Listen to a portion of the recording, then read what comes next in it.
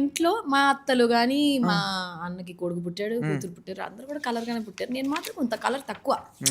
నేను మా అమ్మకి చెప్తా ఉంటాను, ఏమ్మా నువ్వు అసలు నీ కలర్గానే వచ్చుంటే అసలు ఈ పాటికి నేను హిందీలోనో ఇంగ్లీష్లోనే అసలు ఎలా ఉండేదని తెలుసా, అసలు తమన్నాకే డఫ్ ఇచ్చేదాన్ని అలా చెప్పి మా అమ్మ దగ్గర I use to be like telling her, అసలు నిజంగా నువ్వు నన్ను కన్నావా అన్నట్టు డౌట్లు కూడా అడిగేదాన్ని. మా అమ్మ ఒక మాట అనింది ఎప్పుడు, అమ్మలో నువ్వు ఆ కలర్ వచ్చుంటే I don't think so you would have made it till here.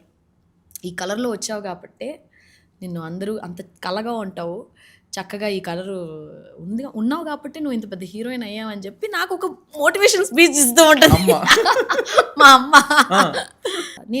నేను మానిటర్లో నన్ను చూసుకున్నప్పుడు ఐ ఆల్వేస్ ఫెల్ట్ కంటెంట్, ఓ బాగానే ఉన్నానే, చక్కగా ఉన్నానే అని నేను ఎప్పుడు అనుకున్నాను.